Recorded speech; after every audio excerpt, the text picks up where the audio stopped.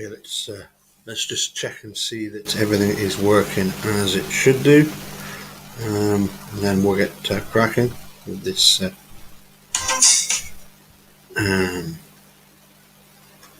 article that I found today. Very interesting. Do these people change their spots?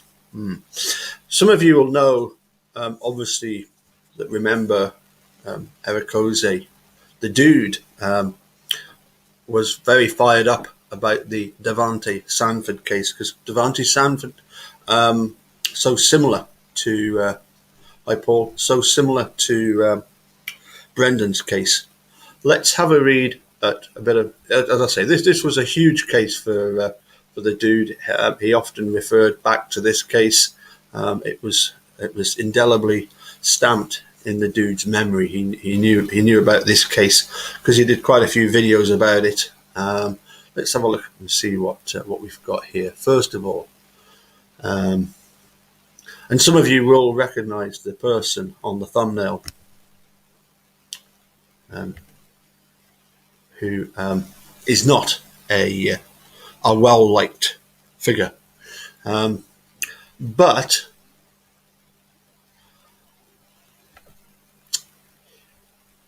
as Steve Drizzen pointed out, many of the wrongful convictions we have been involved in have taken decades to unravel. Yeah, okay.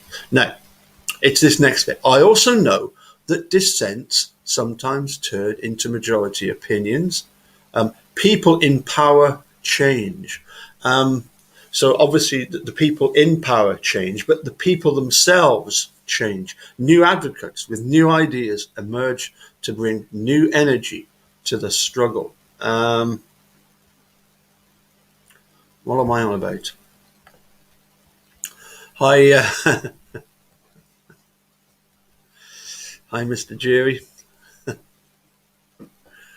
have a look at this. This is Kim Worthy. So this was an article back in 2016. Kim Worthy defends waiting years to release innocent Davante Sanford.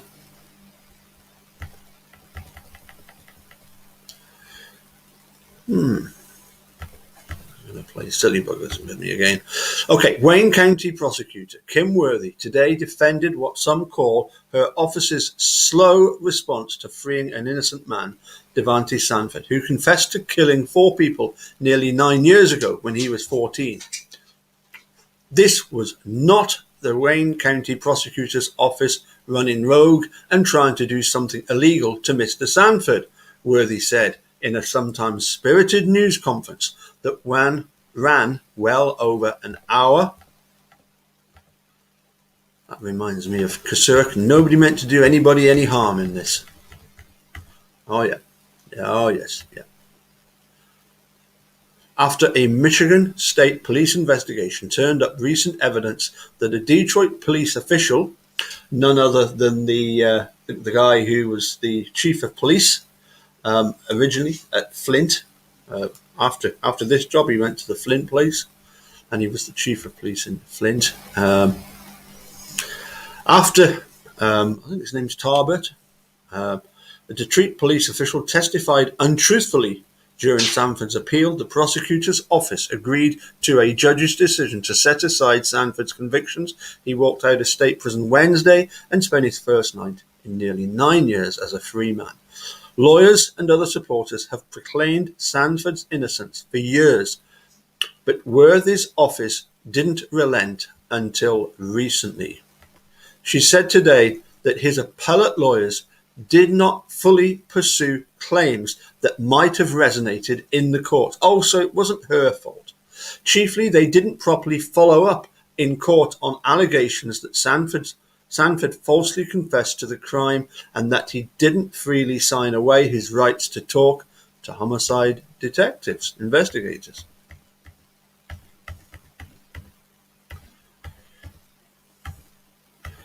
And obviously, it was Vincent Smothers who confessed to the drug house killings, and that Sanford supporters have long argued clear Sanfords of the crime. Smothers claimed credit for the killings just weeks after Sanford pleaded guilty to them, and he filed an affidavit to that effect later. Most recently, Smothers signed a more detailed affidavit that he and another man committed the murders and not Sanford.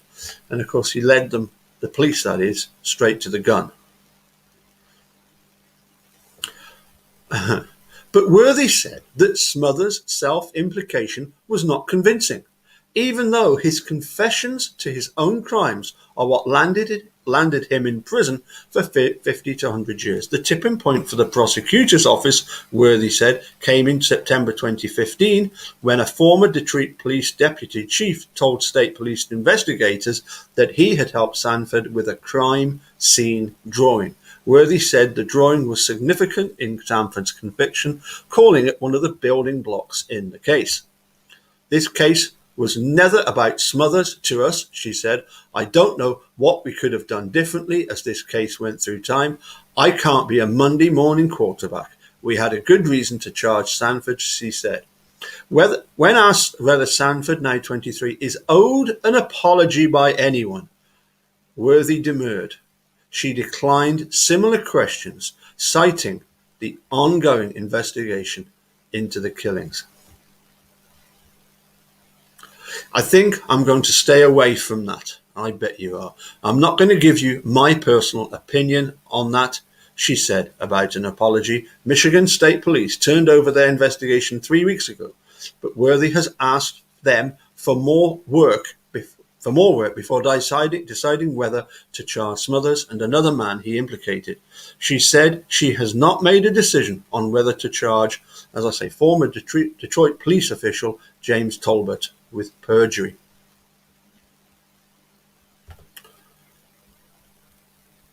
Yeah, I'm afraid I'm struggling to find any reason to like Kim Worthy, but who knows? Who knows? January 2018, the Innocence Deniers. When convictions are clearly wrong, these prosecutors don't just hinder justice, they actively work against it. Devontae Sanford, as we know, was 14 when he confessed to murdering 4 people in a drug house. Left alone with detectives in interrogation, Sanford says he broke down after being told he could go home if he gave them something. So similar to Brandon's, something. On the advice of a lawyer whose license was later suspended for misconduct, Sanford pleaded guilty in the middle of his March 2008 trial and received a sentence of 39 to 92 years. 16 days after Sanford was sentenced, just 2 weeks later, hitman Vincent Smothers told the police he had carried out 12 contract killings, including the 4 Sanford had pleaded guilty to committing.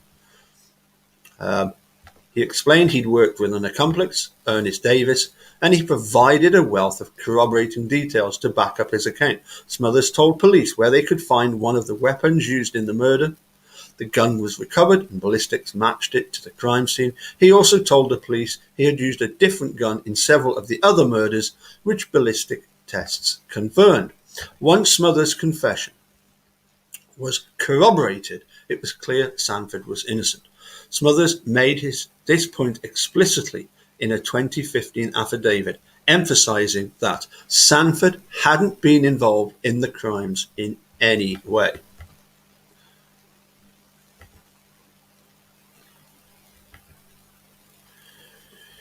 But Smothers and Davis were never charged. Neither was Leroy Payne, the man Smothers alleged had paid him to commit the murders.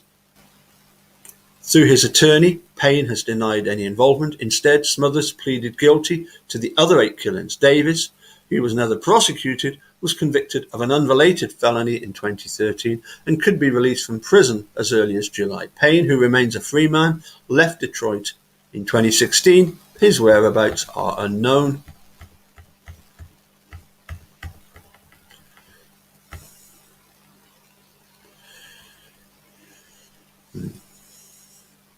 Devontae Sanford, meanwhile, remained behind bars, locked up for crimes he very clearly didn't commit.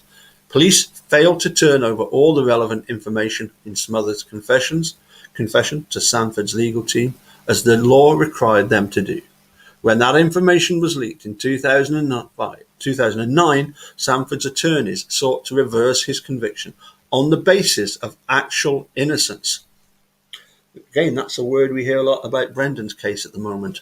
Wayne County Prosecutor Kim Worthy fought back, opposing the motion all the way to the Michigan Supreme Court.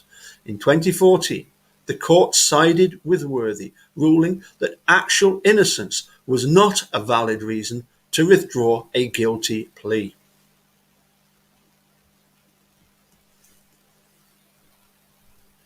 As I said, it's a little bit like this sort of sold and seen. It's a sold as seen. You're like a second-hand car salesman. Once you've paid for it and you've taken it away, that's it. Let me just read that again. Ruling that actual innocence was not a reason to withdraw a guilty plea. So because you've pled guilty, even though you're actually innocent, there's nothing you can do about it. Sanford would remain in prison for another 2 years.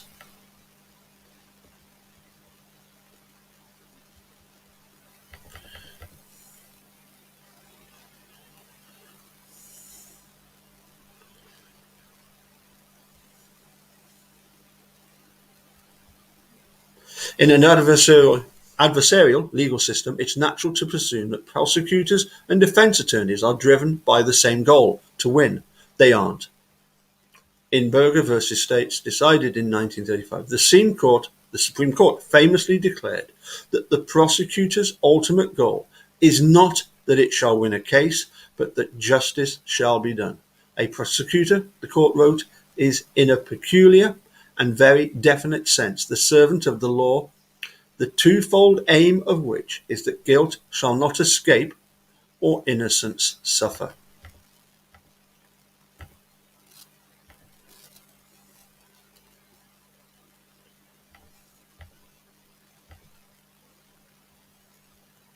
We'll do one more paragraph. I think we've seen enough about of that. I really want to move on to the one I read just two days ago. Well, sorry, that came out 2 days ago. I read this evening. Embracing this twofold aim is at the core of a prosecutor's work. The government brings cases it believes are supported by proof beyond a reasonable doubt. A victory at trial proves them right. But if new evidence is uncovered showing the conviction was error-ridden to the point of unreliability, the imperative that justice shall be done requires prosecutors to admit they were wrong.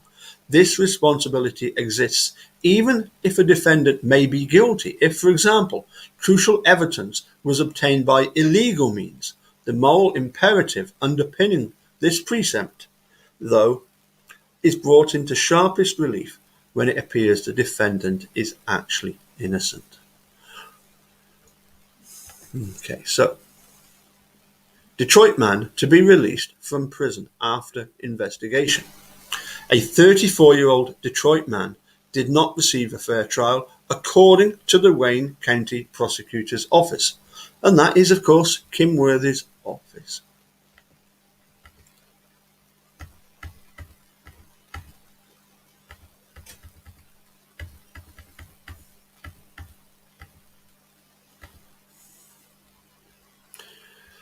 Detroit. A 34-year-old Detroit man who has been in prison since 2005 is expected to be released Thursday after a Wayne County Conviction Integrity Unit investigation concluded he did not receive a fair trial. Kenneth Nixon was 18 when he was convicted in Wayne County courtroom of first-degree murder and felony firearm and sentenced to life in prison without parole. But Wayne County prosecutors on Wednesday said it found several issues with Nixon's conviction, including inconsistent statements made by a 13-year-old witness in the case, and a jailhouse informant who lied about seeing news coverage of the case.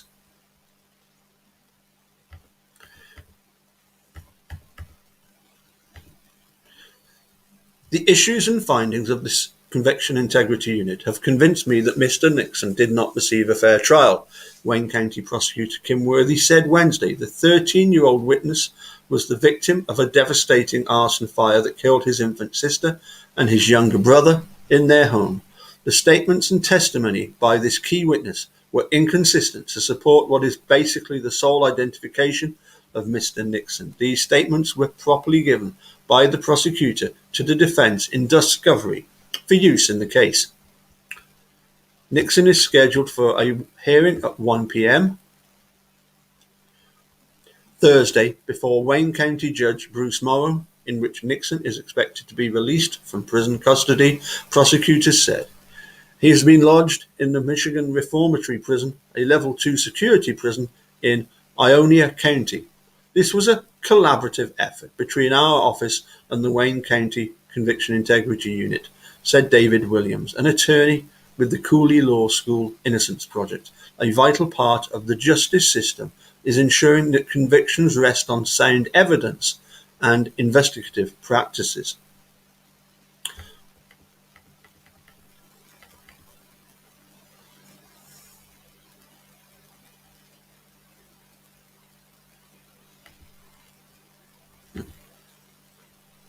Thanks to the effort, full stop. Oh, well, anyway. This is obviously a rundown of what happened. Shortly before midnight, May 19, 2005, a Molotov cocktail was thrown into a home in a block of Charleston, killing a 10-year-old boy, a 1-year-old girl, prosecutors said. The mother of the two children and her other children, including 13-year-old boy, were also in the home at the time and were injured, prosecutors said. Nixon, 18 at the time, and his girlfriend, Latoya Colford, were both charged with 2 counts of felony murder, 1 count of arson, and 4 counts of attempted murder in the case, prosecutors said. Colford was charged as a co-defendant after prosecutors at the time said she drove Nixon to the home. Colford was eventually acquitted in a September 2005 jury trial, prosecutors said. Nixon, however, was convicted on September the 21st, 2005, and sentenced to 2 life terms for felony murder. Those life sentences were to be served concurrently with a 20 to 40-year prison term for an assault with an intent to murder conviction and a 10 to 20-year prison sentence for an arson conviction.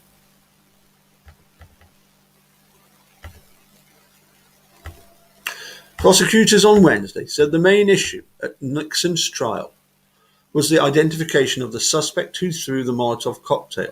The identification of Nixon was based on statements and trial testimony of a 13-year-old boy inside the home, prosecutors said. The only other person corroborating that Nixon was the person who threw the cocktail was a jailhouse informant who told a homicide detective that Nixon admitted to firebombing the street house. The informant testified at the trial and said he had never seen news coverage of the case prior to speaking to Nixon.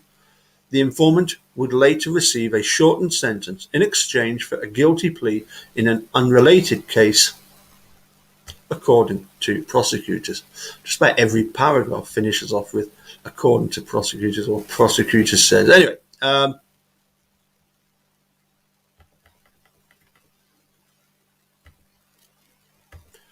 what is highly suspect here is the use of a jail informant by a homicide officer to gain a confession, Worthy said. That's interesting. So she's now accepting that, questioning confessions. The informant testified that he had no knowledge of the case from watching TV to bolster his credibility. Years later, he admitted that before Nixon allegedly confessed to him, the informant had seen details of the case on TV. These and other issues support the grant of relief to Mr. Nixon. Wayne County prosecutors said the investigation by the county's Conviction Integrity Unit concluded that Nixon did not receive a fair trial because he and Colford were together at a different area in the city at the time of the crime. But Colford did not testify to this at either her or Nixon's trial. There also were witnesses placing them at the separate location, but they did not testify to this. The unit also found that the 13-year-old witness in the case made inconsistent statements to police and at trial. Prosecutors said because of those inconsistent statements, prosecutors inferred detectives turned to a jailhouse informant who incriminated Nixon while getting special consideration in an unrelated case. Prosecutors said that while the informant said he did not see any media reports on the case, in a 2018 interview with the Medal Justice Project, he said he had seen the case on television before speaking to Nixon. The CIU unit was unable to contact the informant during its investigation. During the investigation, prosecutors said a K9 unit identified the scents of accelerants on Nixon's shoes and clothes, but the Conviction Integrity Unit report concluded that Nixon, who worked as a tow truck driver, had been working on cars the day of the fire, could have picked up those scents at work.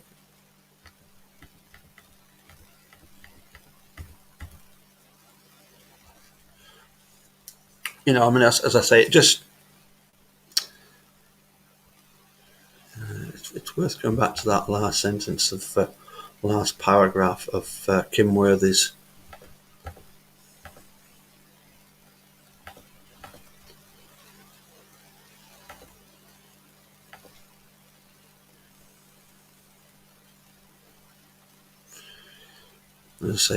In 2014, the court sided with Kim Worthy, ruling that actual innocence was not a valid reason to withdraw a guilty plea. So in other words, because you've pled guilty to something, even if you're actually innocent, they're not going to do anything about it. It is not a valid reason to withdraw a guilty plea. You had your chance and you lost it.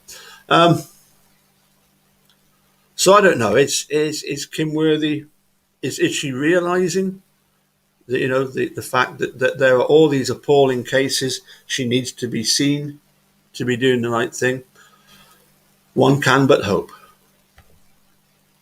One can but hope. But oh my goodness, Mr. Seabrook has decided to grace us with his presence. Nice to see you.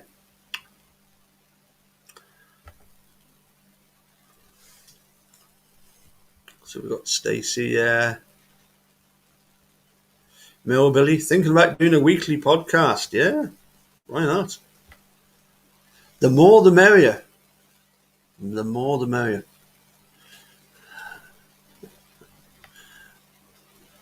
Who's all here? Ronald, Stacey, Millbilly, Paul, Millbilly, Sean. Yeah. Excellent. Okie dokie. Thanks all for popping by. We'll see you all again soon. I also had a bit of a chat with Jerome earlier today. He's feeling a bit better, and I think he's got a live chat scheduled with none other than Sandy Greenman. So that's really good. And I got a message. I must tell you this. I got a message from Pete because he was laughing, Pete Darcy, about the fact when he did a live chat with Becca and Linda, he left the name instead of his own name. Remember when we swapped them around? Well, he was still as Paul Capaldi. So I'm gonna have to alter this back to Pete Darcy. Okay, Nap. We need to go and take you for a walk, because he's sat down here. He's desperate to get out and have another walk. So I'm going to say goodnight and see you all later. But I will pop all three of those articles in the description below. Okay. Thank you all for popping by. Nice to see Stacey. Take care, and we'll see you soon. Bye for now.